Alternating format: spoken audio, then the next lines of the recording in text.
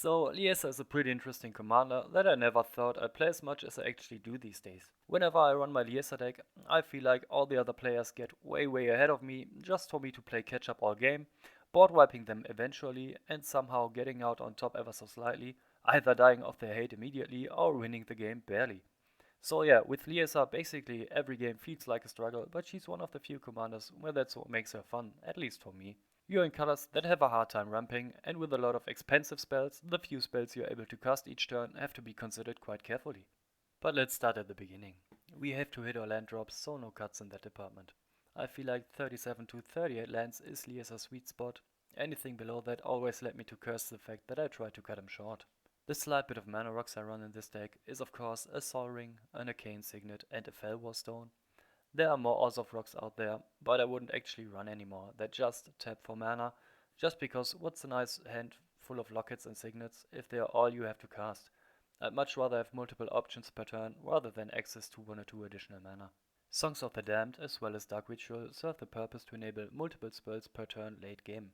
For example, if we're playing a board wipe and we're able to Dark Ritual or Commander back out, we've won some time as we now have a blocker and are taxing our opponents. Some of the other early gameplays we have are of course the Soul Sisters, Searcher Priest and Elis El Kor for their ability to generate us life. The latter two actually tax our opponent's life as well, which is a welcome bonus. Creeping Bloodsucker is basically an automated extort ability at the beginning on our turn. Throughout Parasite and Tithy Drinker, I extort creatures we activate whenever we can cast something and we still have mana to spare. Cards like Blackblade Reforged, Duelist's Heritage, Dawn of Hope, and Well of Lost Dreams are setup cards that often sit on board for a while, as we're forced to think a few steps ahead, splitting cards and synergies between multiple turns. Be careful here, as it's an awful feeling to play 1 or 2 of these just to Austere Command them a little later. So be considerate and look at what you may need to do during later stages of the game. Starting turn 5 or 6, we ideally drew some cards, played some plays, and managed to survive. If the bot state favors us, which it really shouldn't do, it's smooth sailing and waiting. But clearing the board is often a necessity, which is why we include a pretty hefty number of big wipes. Austere Command and Farewell are the most powerful options. The Wandering Emperor, as well as Slash the Ranks and Promise of Loyalty, keep our commander around, and Fumigate as well as Kaya's Wrath provide us with some precious life points. Following a bot wipe, cards like Sunscorch Region come in handy. Opponents are forced to build back up, thus he often dies to a kill spell, but if we're lucky enough to keep him around, we're gaining a good bit of life back and end up with a big flying dragon. Once we manage to reach the end game, the most obvious win condition is Step to the Deathless. If the game drags on long enough, it's not impossible to cast this spell upwards of 10 mana, which hits opponents for double digits, gaining you triple that amount back.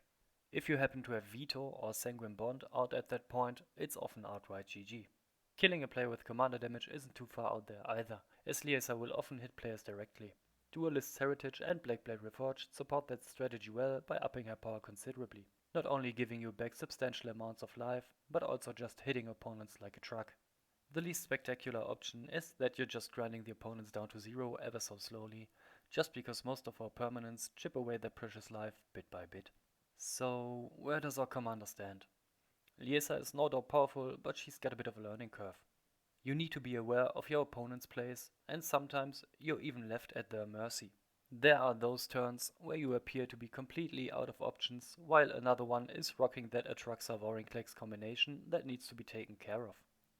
So you watch your opponents take care of each other, just to reemerge upon them with devastation, having made sure you didn't die to collateral damage, by carefully keeping yourself alive the whole game, with as minimal effort as possible. This Liesa variant is overall pretty decent, with the fun factor being absolutely through the roof here. If you liked the video, I'd greatly appreciate a thumbs up, and until next time.